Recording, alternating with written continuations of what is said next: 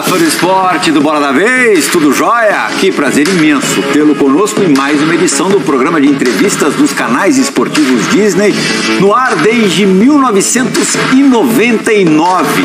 Bola da Vez, modéstia à parte, um nome bom para programa de entrevista, mas também nos causa uma exigência semanal, trazer quem está arrebentando nesses últimos dias, nos últimos dias da exibição do programa. Com o convidado de hoje é fácil. Quando o Palmeiras alcança uma decisão de campeonato, antes do jogo, antes do primeiro jogo, se forem 2 partidas, você já pode falar com o Acas Felleger, no caso que é o assessor de imprensa dele, e já combinar uma entrevista, porque vai dar certo. São 11 gols em 17 jogos finais pela Sociedade Esportiva Palmeiras. Só não marcou Jean Oddi e Fernando Praz, que conhece bem o nosso entrevistado, que participarão da bancada aqui comigo, contra o Grêmio na final da Copa do Brasil de 2020. Pero uma assistência em cada jogo daquela final contra o Grêmio. Uma assistência no Sul, uma assistência aqui em São Paulo. Rafael Veiga, que prazer tê-lo conosco no Bola da Vez. Gravamos remotamente durante a pandemia, depois do primeiro título da Libertadores que você conquistou, mas depois disso aconteceu tanta coisa. E outro papo também está aqui de forma presencial ao teu lado. E já vou começar falando desse assunto de você se destacar e você arrebentar nas finais. O que acontece? Que no jogo da taça ela fica mais perto de você. Primeiro, obrigado pelo convite, né? Sempre gostei de assistir o programa de vocês. Respondendo essa pergunta, é complicado falar, mas eu acho que são esses jogos que é gostoso de jogar, né? Jogo grande, jogo que todo mundo está assistindo, jogo que realmente vale título, né? A atmosfera é diferente, a preparação é diferente. Então, esses jogos que eu gosto de jogar. E Praz, algoz, especialmente hoje, do grande rival nacional do Palmeiras, nas Supercopas, 2 gols em cada final. Campeão, uma semana atrás, para quem está vendo a primeira exibição deste Bola da Vez. E na Copa Libertadores também abriu a vitória no tricampeonato do Palmeiras 2 edições atrás. A tua pergunta para o teu super amigo Rafael Veiga, sem que você se porte como grande amigo dele, tá? Boa noite. Estava vendo ali os pênaltis, contra o Chelsea cruzado, contra o Atlético Paranaense cruzado, que o Santos se conhece, e contra o Flamengo cruzado, né? E eu brincava com ele quando eu jogava, eu falei, Veiga, se a gente jogar contra, tiver um pênalti, você não pega a bola não, cara, que o centro vai bater. E ele pegou contra o Ceará e bateu cruzado. E eu fui no outro canto, cara. Por que eu não fui cruzado, né? Assim, falar do Veiga pra mim é fácil, né? Peguei a chegada dele, a saída, a volta, a quase saída de novo. E assim, a minha pergunta, acho que a gente estava conversando aqui antes do programa, né? De parte mental, que o Abel fala muito, todos os jogadores do Palmeiras que a gente ouve falam muito da parte mental. E a gente que está de fora fica pensando, o que é essa parte mental, né? Será que tem algum trabalho diário com algum psicólogo, algum exercício que o Abel faz com os caras? Ou é a conversa que o Abel tem para direcionar o foco? Ou é a conversa que o Abel tem para tentar fazer os caras limparem a mente e pensarem só coisas positivas? Porque quando tu vai pro jogo, tu pode ganhar e perder. E às vezes os pensamentos ruins dominam a tua cabeça, né? Ou então se é a própria preparação que o Abel faz no campo que traz essa confiança e essa parte mental boa. O que é essa parte mental que vocês tanto falam? Na minha opinião, um pouco de tudo. Né? O principal é a gente entrar em campo sabendo do que tem que fazer. Né? Isso, querendo ou não, traz uma confiança, traz uma tranquilidade pra gente, independente do jogo. Né? Eu acho que a gente é muito bem preparado, principalmente para jogar jogos grandes, jogos assim que a parte emocional precisa bastante. Mas também tem um trabalho durante a semana com a Gisele, que é a nossa psicóloga, né, com o próprio Abel, o que ele fala, a comissão. Então acho que é um pouquinho de cada coisa, né, mas na minha opinião o que faz a gente mais se sentir seguro para chegar num jogo grande e jogar bem é a nossa preparação e saber o que tem que fazer, independente contra quem a gente joga, né, em qual fase do campeonato é.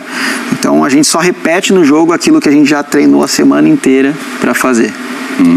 Ô Veiga, eu queria te perguntar um pouco sobre essa trajetória até que você se tornasse um dos principais jogadores do Palmeiras, porque não foi imediato, né? Você chegou ao Palmeiras em 2017, portanto 6 anos já, e no começo você não estourou. Claro, era um jogador jovem ainda, 21 anos, mas você não estourou. E muitas vezes a gente sabe, o Praz sabe muito bem como funcionam as coisas no Palmeiras, a pressão é grande, sobretudo quando existe expectativa, e talvez, não sei se você concorda, mas 2020 é o ano da sua mudança radical. Portanto, são 3 anos antes de você conseguir realmente engrenar, estourar e virar o cara que você é hoje para o Palmeiras.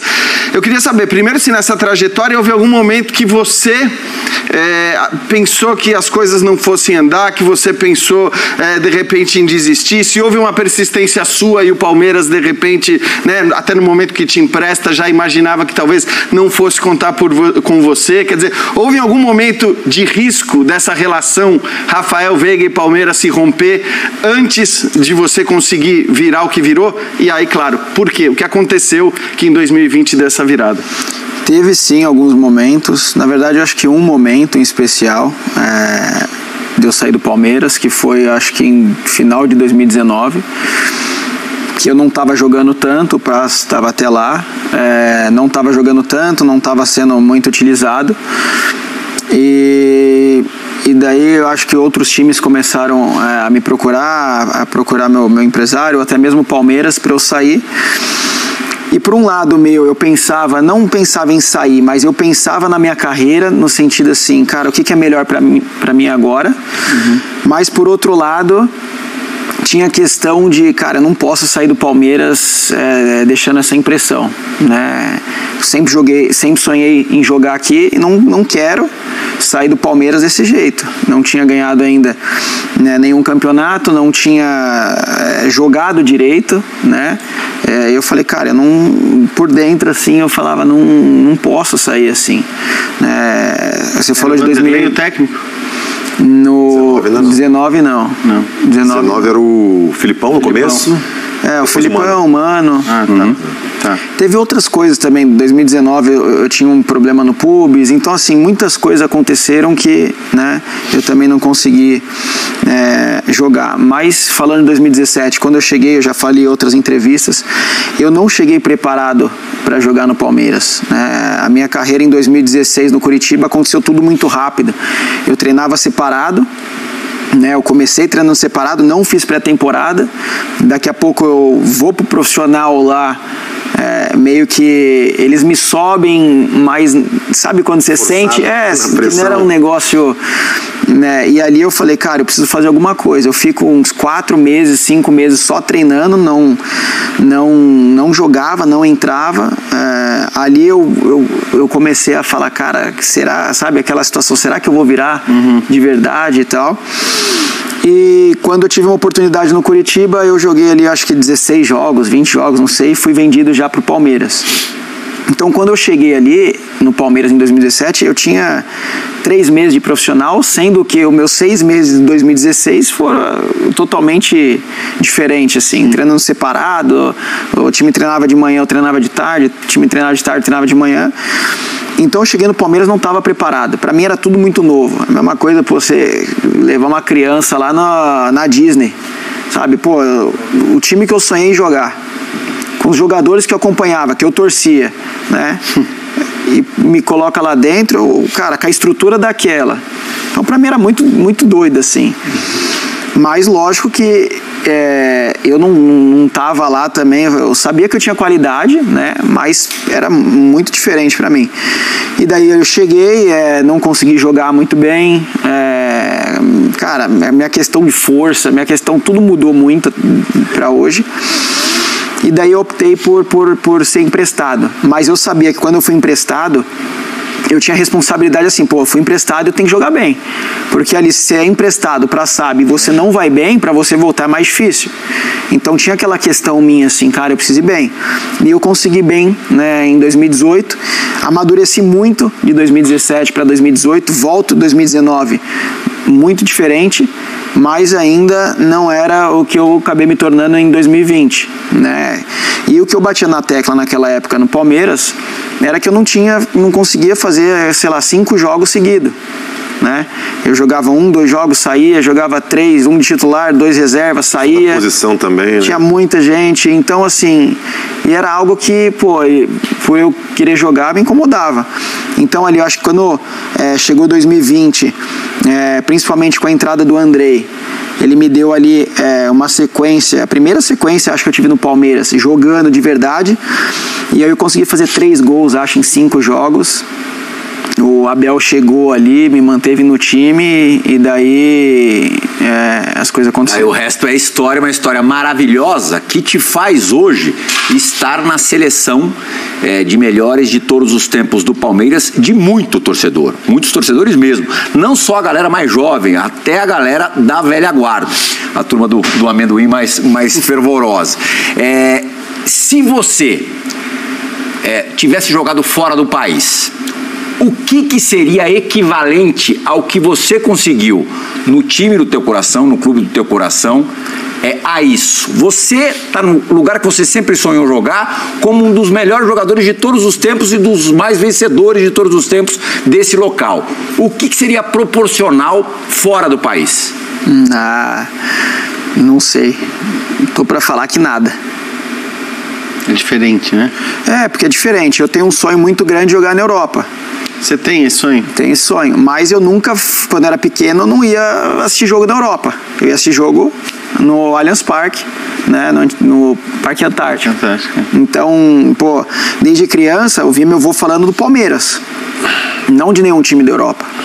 Então, pra mim, isso, a primeira vez que eu entrei no Allianz Parque ali e ouvi a torcida cantar e o hino, pra mim foi um negócio que não sei se eu vou sentir algo parecido. Igual, pode sentir parecido, igual não sei. Em outro lugar. Em outro lugar. Por quê? Porque, cara, é toda uma história de um menino que sonhava, de uma família que sonhava em jogar futebol, uma família que vive ainda, mas naquela época vivia para o meu sonho, entendeu? E, cara, eu chegar ali naquele estádio e cantar, eu não sei. E se também perguntasse quanto vale isso, não tem dinheiro. O quanto a imagem, acho que todo mundo lembra, todo palmeirense que viu a sua apresentação lembra da frase do seu avô, né, no leito, falando que gostaria muito de estiver com a camisa do Palmeiras. Quantas vezes isso te veio à cabeça? Isso te vem muito à cabeça? Te veio à cabeça na hora que você resolveu, de repente, né, que você falou, bateu uma dúvida, eu vou permanecer no Palmeiras, teve a ver também com isso? Você lembra na hora dos títulos? Como é que é? Porque acho que a gente não ouve falar tanto, né, desse tipo de relação tão pessoal num mundo tão profissional como o futebol. E no seu caso a gente sabe que não foi uma coisa inventada, não foi uma coisa, né? A gente viu imagens e tudo mais. Queria que você falasse um pouco dessa relação com o teu avô e o quanto isso de alguma maneira influenciou nessa sua trajetória.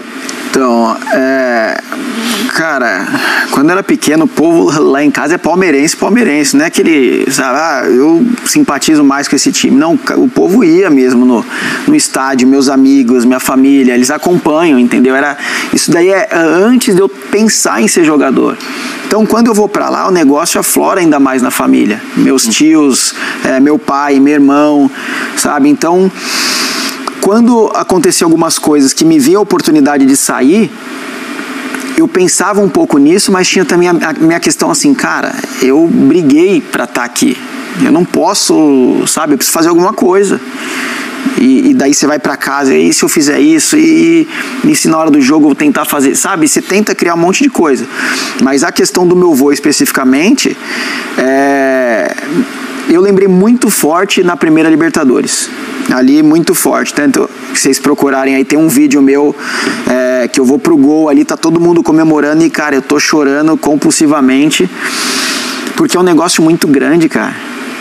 Quantos jogadores disputam ou disputaram Libertadores e não ganharam Libertadores, sabe? E entre o Palmeiras ganhar de 99 até ganhar de 2020, cara, muito tempo. E era esse tempo que eu vivia esse sonho de um dia virar jogador.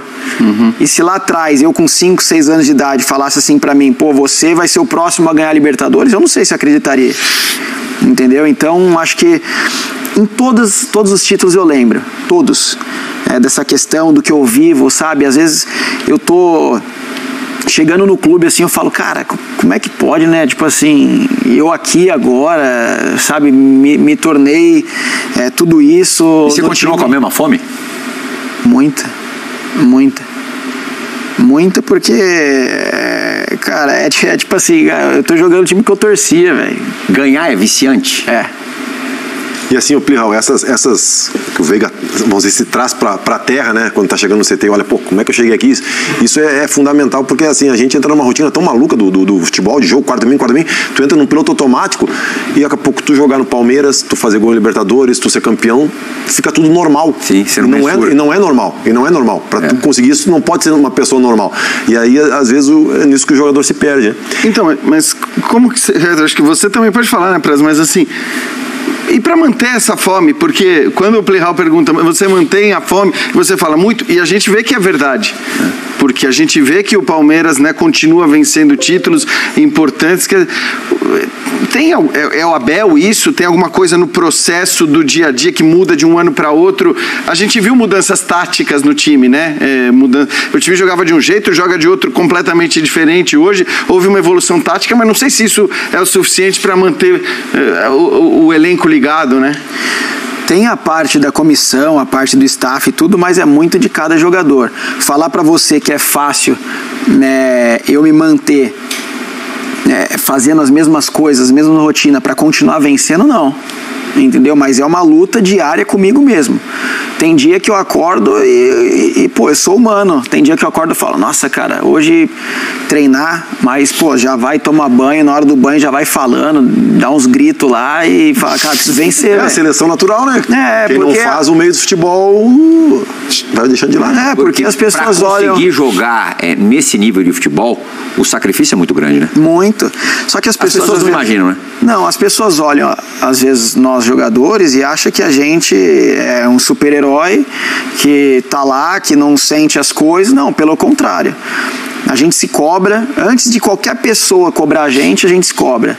Antes de a gente primeiro, sabe? Então, é uma luta constante, só que é uma luta prazerosa. Você vai ganhando e você quer mais. Mas falar pra mim que é muito fácil manter isso, não é muito fácil, é todo dia. Uhum. Você vai fazer uma pergunta, Praz? Não, voltando pra questão mental, né? Isso é uma coisa que me causa curiosidade. Eu sei de algumas histórias que ele me contou, né? Mas falando da parte mental, a gente tá falando do Abel, né? Que trabalha muito essa parte, mas o Veiga trabalhou com um cara que é psicólogo, né? E tem essa parte também muito aflorada. Eu acho que os estilos são um pouco diferentes, né? Mas o que dá pra traçar, não de semelhança do Diniz com o Abel em termos de abordagem, mas em termos de resultado final, sim. Eles vão por caminhos diferentes para tentar buscar a mesma coisa? O Diniz, na minha opinião, ele já é mais de instigar, assim, sabe? Ele já instiga mais. O Abel é mais tranquilo em relação a isso, mas uma coisa que eu vejo nos dois, os dois são muito acessíveis, sabe? Tanto o Diniz quanto o Abel, eu me sinto confortável de chegar e falar. Eu não sei se eu contei, né, na outra vez, mas eu vou contar. Tá valendo, de qualquer maneira. Posso contar aquela?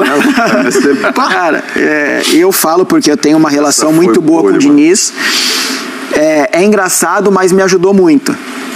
Então, eu tava no Atlético e eu fui pra lá, e não tenho vergonha de falar isso, com uma pressão que eu me coloquei muito grande, assim, cara, eu saí do Palmeiras e eu tenho que fazer uma coisa diferente aqui no Atlético.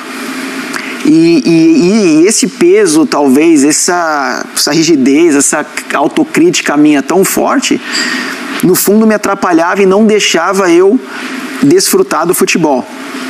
Então no começo ali eu falava, cara, eu queria fazer tudo no Atlético, queria fazer tudo, e o Diniz, cara, colocava eu de volante e me matava, porque eu tentava passar, ele, não, você fica aqui porque você tem um passe bom, e eu começava, aquilo ali começou a me remoer por dentro.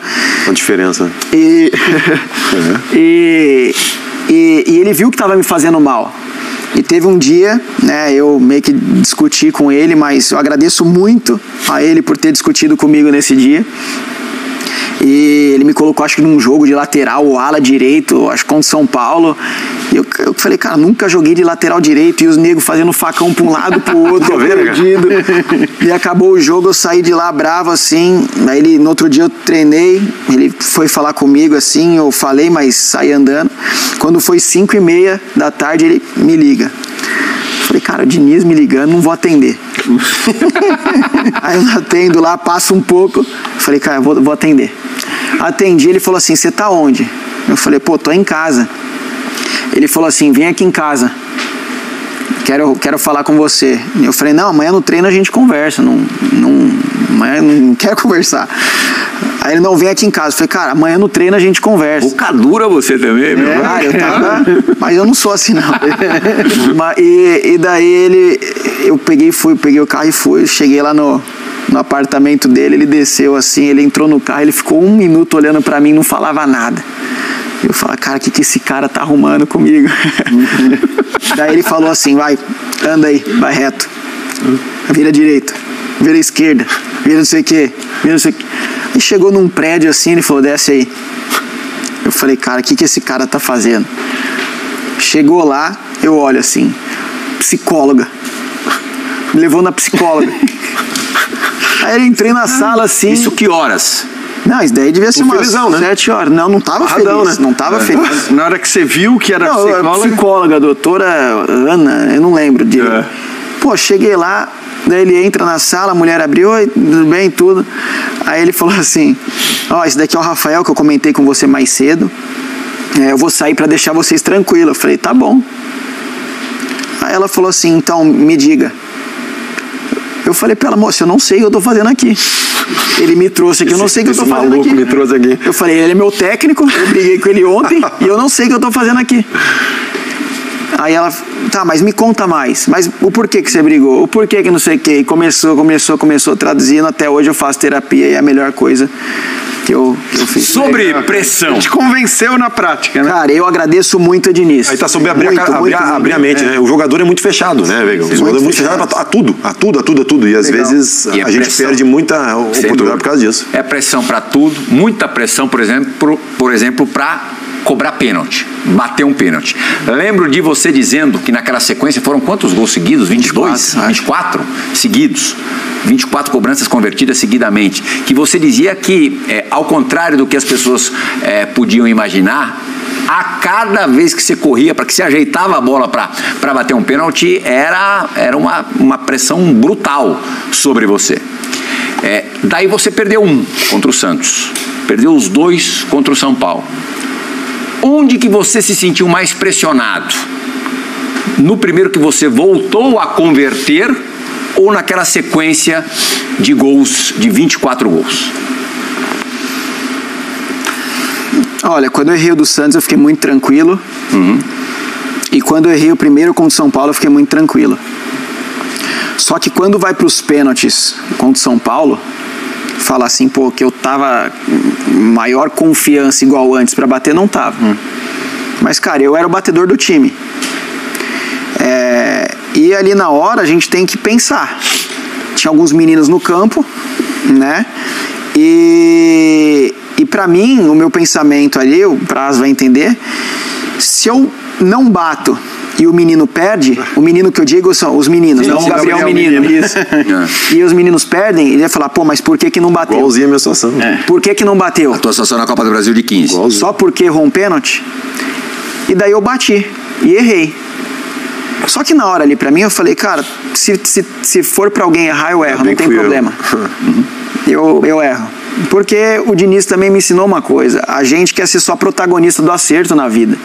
Só que pra jogar futebol a gente precisa assumir risco. E bater um pênalti é assumir um risco. Você pode acertar, mas pode errar.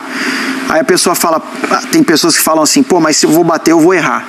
Eu penso, e se eu acertar? O que pode acontecer comigo? Veiga, tem jogador. O que minha vida pode tem melhorar? Jogador que já falou pra mim assim, eu vou bater pênalti por quê? Eu não tenho nada a ganhar, só perder. É questão de enfrentar as coisas, né? Cada um enfrenta de enxergar as coisas. Cada um enfrenta de uma maneira. De olhar pro grupo também. Ainda nesse sentido, mesmo com essa positividade toda, qual foi o pênalti mais difícil que você cobrou na vida? Do Praça. Tá bom. Não.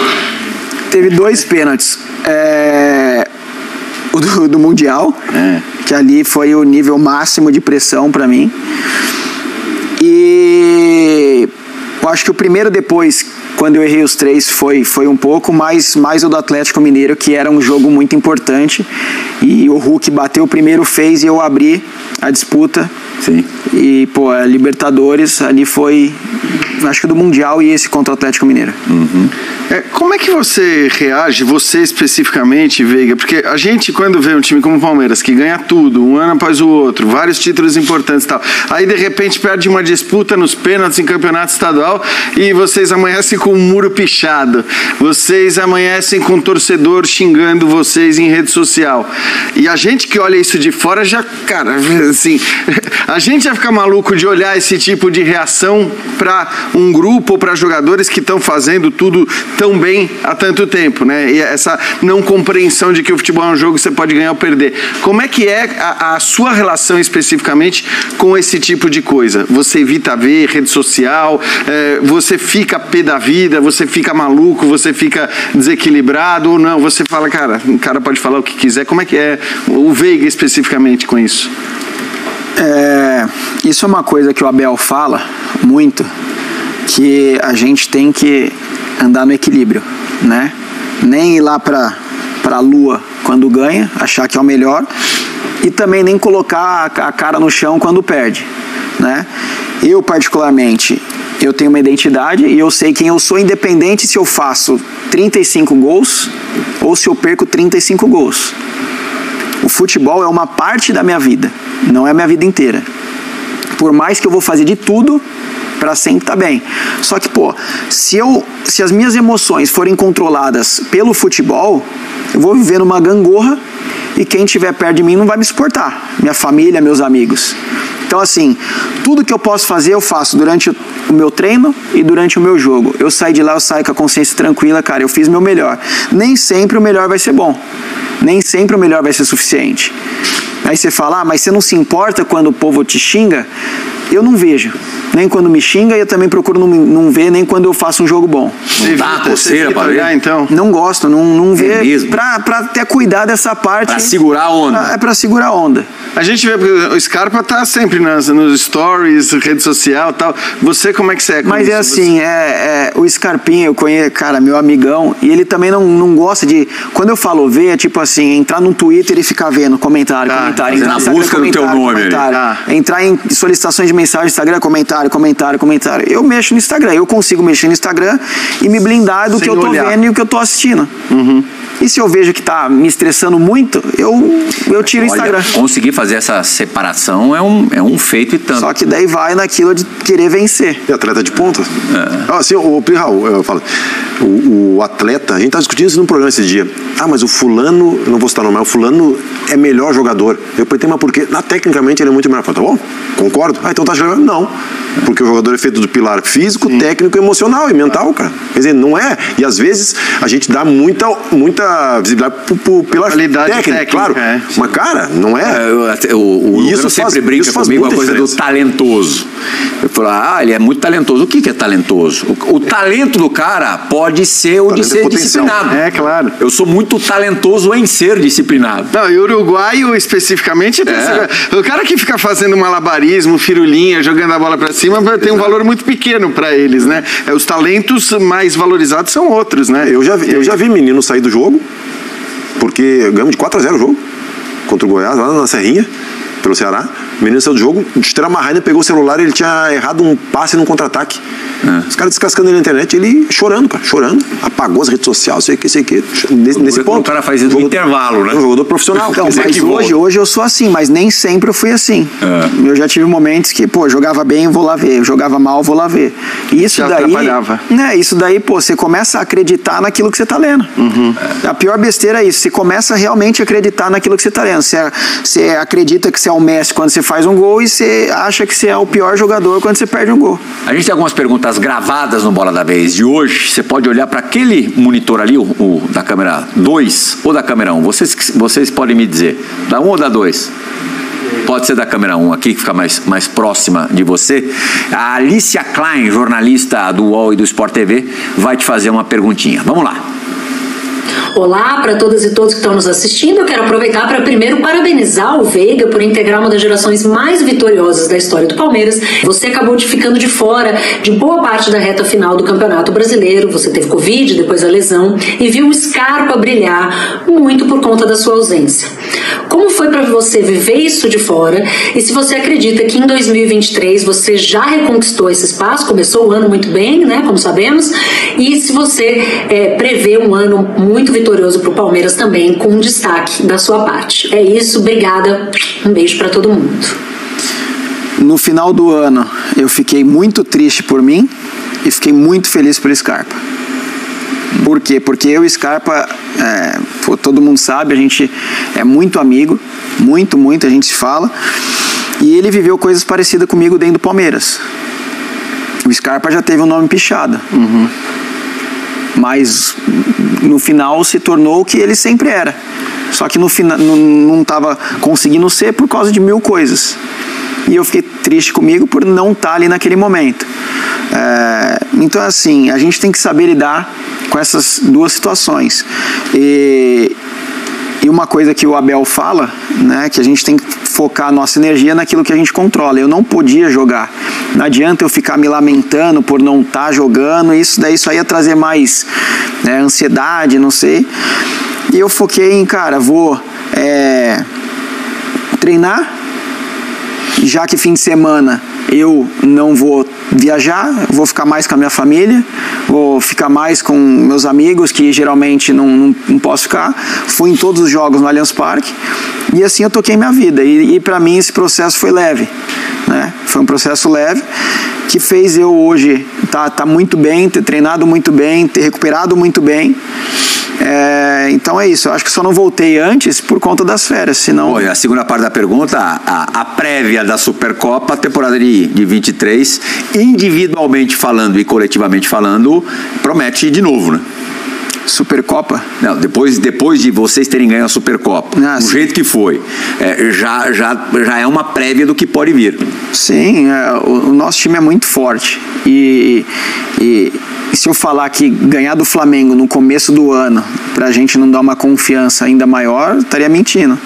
Você concorda com a avaliação de que o elenco do Palmeiras, claro que é forte, o time é muito forte, o grupo é muito forte, mas de que o elenco do Palmeiras ele é inferior tecnicamente ao elenco do Flamengo? Aí entra no que o Praz falou, né? O que é inferior tecnicamente? Porque, na verdade, eu tenho pra mim que o cara mais forte não é o cara que é mais forte, mas é o cara que consegue colocar mais força. Né? Então, assim, se o nosso time, pra muitos, tecnicamente é pior, beleza, mas dentro de campo, a gente deu o resultado que a gente joga de igual para igual tecnicamente com eles. Né? Então, essa questão é mais deles. Eles podem ter mais jogador, podem, mas... são 11 que joga e 5 que entra. Ainda sobre o Scarpinha, e dentro do que você disse no começo do programa, que tem o sonho também de jogar no futebol europeu, como ele está começando a realizar agora, você tem acompanhado os jogos do Nottingham Forest, tem acompanhado o desempenho do Scarpinha, e outra coisa, você desconfia que se daria bem no nível alto do futebol europeu hoje? Eu não acompanho todos os jogos do Scarpa, mas eu acompanho, né? Converso com ele, pergunto pra ele, ele me liga, fala, cara, você veio isso e tal.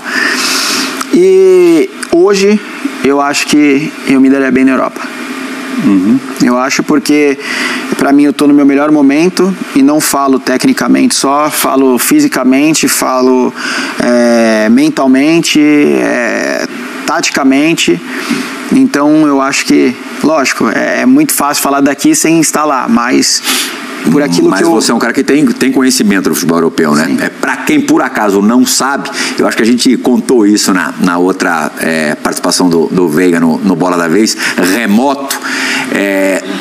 Acontece do Veiga nas férias ir para a Europa para ver futebol europeu, né? Em 2021, não sei. Quer dizer, é muito interesse mesmo no teu ofício. Junta uma coisa na outra, né? Mas... 17 para 18, né, eu acho. A gente foi 17 para 18. Do jogo. A gente foi no Era Camp Nou, Barça, né? e La Coruña. Aí esse ano eu fui assistir jogo do Barcelona, do Real Madrid, e desse último agora eu fui do PSG. Não lembro se eu fui de mais algum, mas desses 3 certeza. Plihal, e aproveitando esse assunto, a gente falou da parte mental, né? Da parte técnica, não precisa falar, porque o Veiga, uma das virtudes dele é a parte técnica. Mas fisicamente, assim, o que tu notou que te fez chegar ao nível que chegou, né? Porque com certeza tu falou que evoluiu muito dentro desse que chegou no Palmeiras, não estava pronto, e passa pela parte física também, porque assim, às vezes eu noto que alguns jogadores que chegam de um nível competitivo inferior, né? Quando eles chegam ali, eles tomam um susto e eles mudam o comportamento, né? Mudam o comportamento. Porque eles veem que ali, se não entrar no nível top mental, técnico e físico, não consegue jogar, né? E eu, quando fui pro Ceará, eu notei isso também. Eu notei essa diferença, né? E tu acha que também que fisicamente tu evoluiu muito? Eu sempre fui um cara que gostei de treinar, assim, né? O Praz sabe que eu não tô mentindo, mas tinha um processo no meu corpo. Quando eu cheguei, cara, eu era um menino, eu era muito fraco. Até no Atlético Paranaense, quando mostrou a gente viu imagens dele ali, muito diferente. Eu era muito fraco fisicamente, questão de potência, velocidade, tudo isso mudou. E eu acho que isso faz diferença. Hoje, poxa, primeiro, para você jogar, sei lá quantos jogos na temporada, você precisa ter uma base ali, né? E hoje eu tenho essa base, antes eu não tinha. Para você aguentar jogar os jogos na intensidade que a gente joga hoje, você precisa ter uma base. Então tudo isso tem cooperado e tem me ajudado para fazer os jogos que eu tenho feito. Lógico que por trás disso tem a questão de alimentação, questão do sono, questão do treino, questão de um monte de coisa, da recuperação, mas o meu corpo mudou muito de 2017 para hoje. Tá pensando aqui, o Jean é testemunha, porque ele esteve em quase todos esses programas. Eu sei que o cara inteligente fora de campo não necessariamente é inteligente jogando futebol, e vice-versa. Mas eu fiquei impressionado, acho que com todos os jogadores que sentaram, os jogadores do Palmeiras, você foi pensando isso, que sentaram nessa cadeira aqui. Todos me surpreenderam positivamente. E a gente recebeu os 2 laterais, Marcos Rocha e Piquerez, Luan teve por aqui, Scarpa teve por aqui, o Dudu mais atrás teve por aqui, e você tá dando uma entrevistaça. Não surpreende, porque eu já tinha te entrevistado e já tinha visto outras entrevistas longas suas.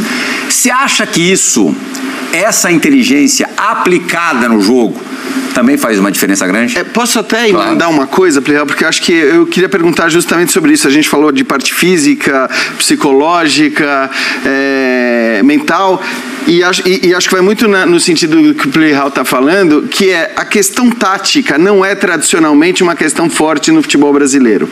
O Abel é um técnico com uma carga tática muito grande, muito forte. A gente vê isso lendo o livro dele, todas as explicações, as ideias de jogo e tal, e não é fácil, já falei com vários jogadores que disseram que não é fácil no Brasil você muitas vezes convencer o jogador de tudo que ele precisa fazer taticamente dentro do campo. Aqui, por muitos anos imperou aquela ideia de que, cara, o talento resolve tudo e você não precisa... a tática atrapalha. É isso, que a tática pode atrapalhar. Isso que o Plihal está falando, de alguma maneira, ajudou o Abel também, esses jogadores com esse perfil, ajudaram o Abel a conseguir implementar o plano dele. E por que o Abel consegue implementar esse plano tático que parece ser complexo e que talvez chegue para os jogadores de uma maneira já mais diluída? Cara, a parte tática é fundamental. Lógico que tem lances isolados que o cara faz uma jogada e decide um jogo, tem. Mas a tática serve para o individual aparecer. E quanto antes, se você consegue entender mais a parte tática e não só fazer por fazer, mas sabendo fazer as coisas e por que tá fazendo, cara, dentro do jogo fica muito melhor.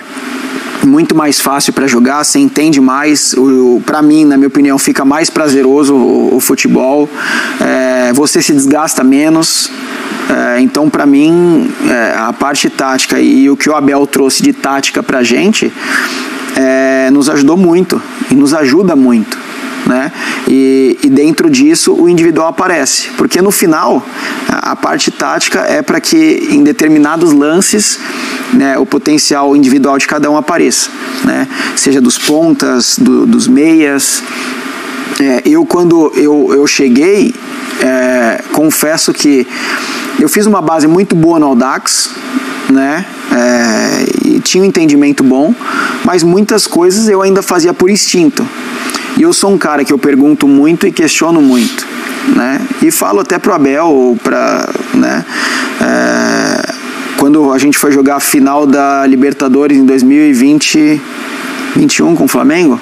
Foram duas em 21, duas no mesmo ano, o Abel me muda de lado. Eu joguei o ano inteiro no lado direito, né? E ele me muda de lado. E eu fui falar, professor, beleza, eu vou jogar aqui, mas por que tá me mudando de lado?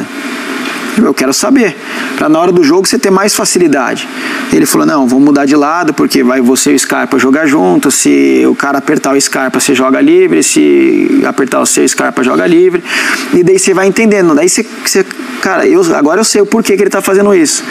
Então isso não é só comigo, mas todos os jogadores lá hoje entendem muito mais de tática. Mas isso que o Plihal falou ajudou o Abel? Você acha? Se é que você vê nesse... A impressão, a minha impressão tá certa, que os caras são ligeiros lá, de raciocínio? Não, ajuda porque ajudou o Abel e ajudou a gente, né? Ajudou o Abel porque a gente realmente comprou a ideia, mas a gente só comprou a ideia porque o Abel conseguiu passar de um jeito pra gente que a gente fala, pô, faz sentido. E vocês viram acontecendo, talvez a maior prova disso seja o teu gol contra o Flamengo. A gente já ouviu várias discussões, assim, relatos a respeito dos treinamentos, de mais de um mês treinando aquela jogada e tal. O Luan falando, cara, aconteceu exatamente o que o Abel falou. A briga do Abel pra que você estivesse ali na marca do pênalti. No treino não tava. No treino demorei 2-3 segundos, daí chegou, não sei quem, tirou a bola. Ele falou, pode aparecer aí que vai.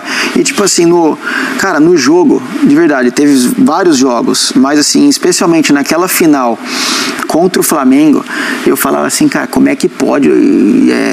É isso que o cara falou na sala, como é que pode? Quem que falou tudo isso daí pra ele? Sorte. Mas pressiona por aqui porque o cara vai fazer isso. Na hora que esse conduzir, pode vir por aqui. E você fala, cara, aí você vai chegar no treino ou depois no jogo e vai falar, não vou fazer. Sim. Entendeu?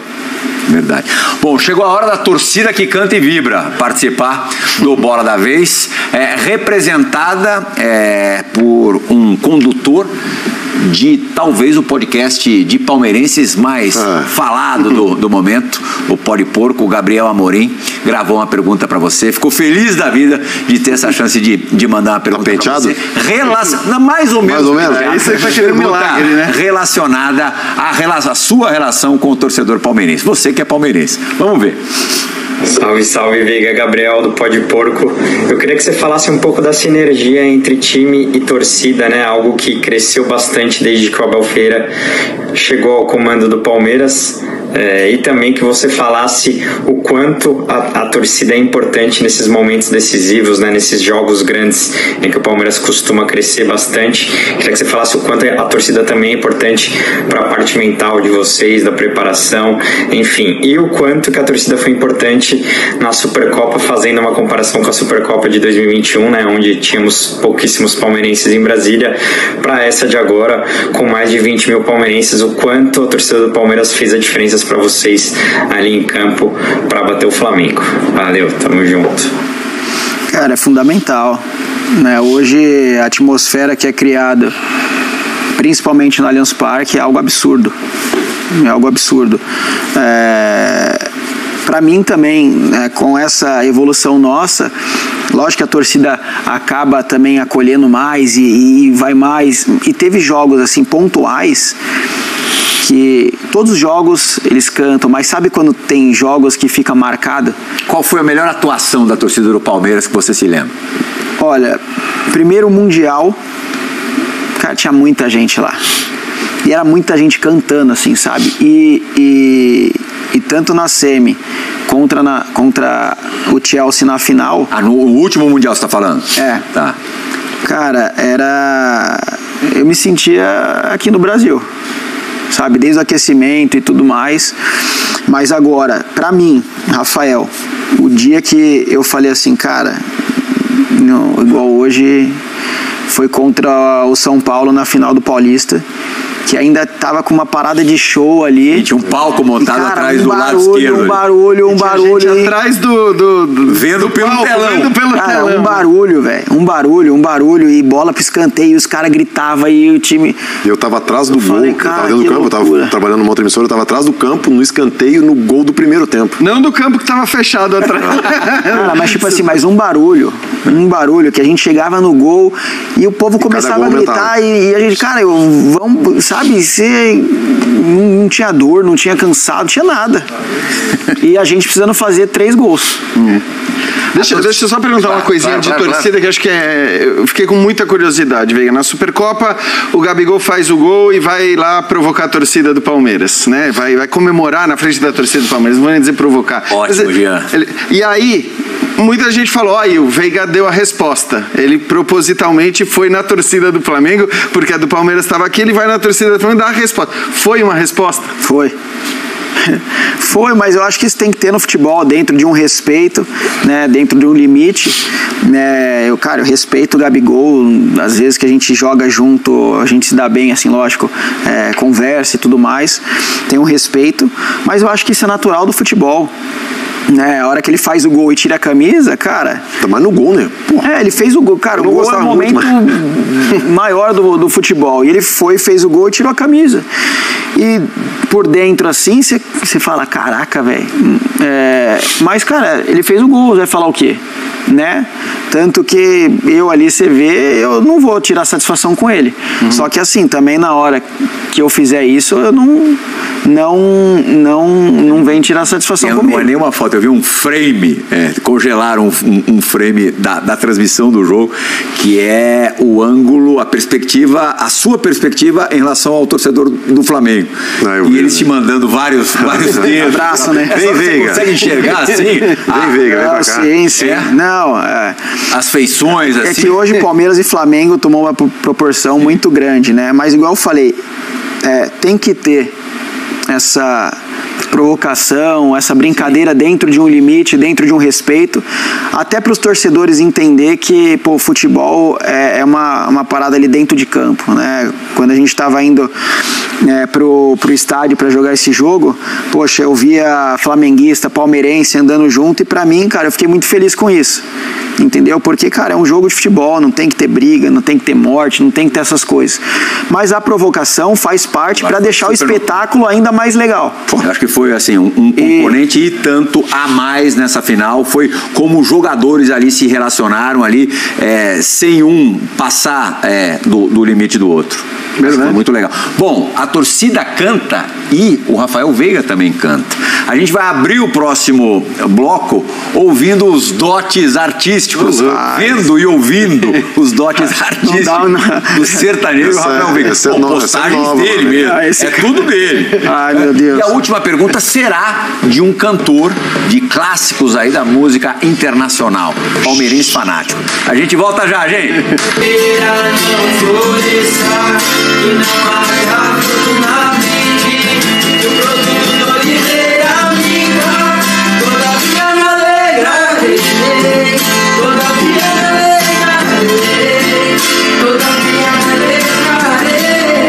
A gente ama de novo, a gente liga pro povo.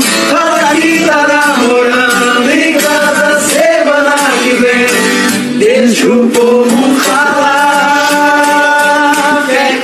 Deu show. O Gustavo Scarpa esteve aqui e disse que se você não jogasse bola, você seria modelo. Você é muito bonito, muito vaidoso, mas acho que seria cantor. Modelo. Ficou com modelo. Você é vaidosão ou não? Gosto de me cuidar. Tá certo, né? Tem que se cuidar mesmo.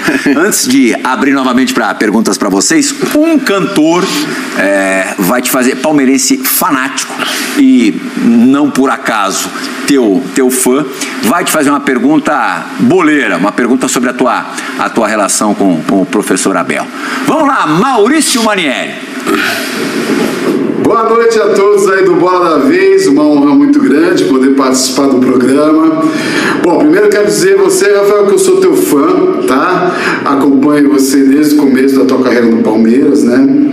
E vi teu progresso, né? E o jogador fantástico que você se transformou, né? Decisivo no Palmeiras e participando de todas essas conquistas que a gente teve nos últimos anos. Realmente, esse grupo é histórico, vai ficar marcado para sempre, né? Na história do nosso Palmeiras.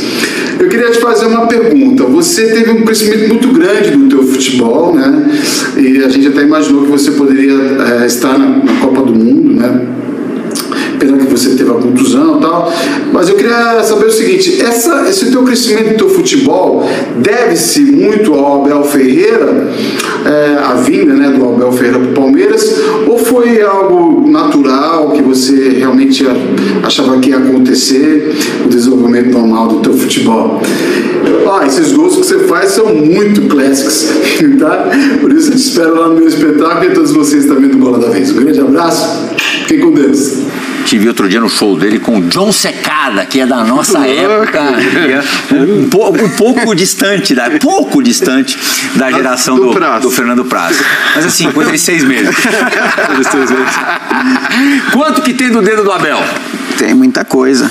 Tem a parte da minha sequência, tem a parte da minha confiança, mas entra naquilo de tática, enfim, que eu voltei a desfrutar mais do jogo, né? Esse peso de eu tenho que fazer, eu tenho que isso, eu tenho que... Com o Abel ali simplificou tanto as coisas que acabou para mim sendo muito mais prazeroso jogar futebol, entender, né, mais o jogo. Então tem muito dedo dele, mas também tem a parte da minha sequência e da confiança que todo atleta precisa. Teve uma cena, né, já que a gente está falando de cantoria aqui, no retorno de Brasília, ali, o ônibus da pista do aeroporto, vocês num sambão ali, num pagodão, e o Abel entrou na roda, né? É sempre desse jeito? Cara, eu tava na caixinha, né? Comandando as picapes. Só que daí o Thiago, auxiliar dele, falou assim, deixa eu colocar uma música. E daí ele foi colocar a música lá, tá escrito. Só que era uma música mais antiga e a gente que é do futebol, já escutou muito essa música, né? E daí quando colocou, eu falei assim pra ele, Thiago, não sei não, tá, sabe, uma música animadona aqui, o jogador vai chiar. E daí, cara, na hora que ele mudou assim, o Abel já começa e não sei o que, daí todo mundo olha pro Abel cantando, vai, vamos também. E daí foi todo mundo. Ele falou, essa música é boa, 3 minutinhos, 4 pra dar um choro. Vamos lá, Jean. Tá bom. Então, já que estamos falando do Abel, o Abel foi muito tema depois da vitória na Supercopa por conta do comportamento dele, da cabeça não fria na beira do campo. Eu queria que você falasse um pouco como vocês viram tudo que aconteceu, todas as reações do Abel, se houve uma conversa entre vocês, se vocês comentaram essa repercussão toda, né, todas as críticas que o Abel sofreu, algumas passando bastante do ponto, como é que foi isso daí e por que essa cabeça quente do Abel na beira do gramado não impede que vocês tenham cabeça fria dentro do campo, porque de fato vocês têm cabeça fria dentro de campo? Porque a gente está todo dia com ele, convive, e no treino ele é muito tranquilo, né? Na beira do campo ele é totalmente diferente do que ele é com a gente no treino. Ele cobra, mas ele não é aquilo e as pessoas não entendem. E esse às vezes é o jeito dele colocar para fora a vontade de vencer. Uns vão falar que passa do limite, mas na minha opinião também, muitas pessoas passam do limite às vezes quando vai falar alguma coisa dele e da postura dele. Vocês se sentem defendidos por ele? Muito. E isso pode ser a explicação para vocês não se pilharem em campo? Já tem alguém fazendo isso? Pode ser que sim. O Abel fala muito disso, né? Que a gente tem que tá tranquilo, tem que estar focado, né? Tem que estar com a cabeça tranquila, cabeça fria, coração quente. Mas é lógico que em determinados momentos, o cara explode. Por exemplo, no jogo contra o Flamengo, teve um escanteio lá que foi muito escanteio. A bicuda no microfone se deu por causa dessa. Mas foi muito escanteio. E logo, os caras já saem jogando. Não aconteceu, mas e se ali acontece alguma coisa? Né? Então, essa indignação dele é por conta de algumas coisas como essa. Né? E daí, ele faz isso, daí a pessoa já ataca ele falando uma coisa nada a ver. Então, assim, na minha opinião, tem momentos que dá pro Abel tá mais tranquilo? Dá. Mas dá no meu ponto de vista, porque eu sou diferente dele. Eu não sei como ele é por dentro, não dá para mensurar a vontade de cada um para ganhar. Agora, o que eu sei é que em determinados momentos, em determinados jogos, na minha opinião, alguns árbitros ou até mesmo o pessoal da imprensa já uma coisa que ele faz já vira uma predisposição, uma lagartixa, vira um jacaré. A gente tem não tem nem mais um minuto, Praz. Como é que tá a garganta? Não para perguntar, para fazer a segunda voz e encerrar esse Bola da Vez. Puxa uma moda. Só para fechar, vai, Veiga, vai. Sem fazer charme. Sertanejo, conhece, não? Eu? O tempo passou e eu sofri calado. Não deu pra tirar ela do pensamento. Goleiro quebrou. Tem ensaiado. Muito obrigado, Fernando Praz. Obrigado, Geode. Valeu. Veiga, você é excelente também falando. Como jogador. Continua jogando. Você só não é excelente ainda cantando como intérprete, mas não tá pronto ainda, que nem quando ele chegou no Palmeiras. Foi no esporte, eu tenho certeza absoluta que você gostou dessa última hora e a gente adorou estar na sua companhia. O Bola da Vez retorna na semana que vem. Tchau!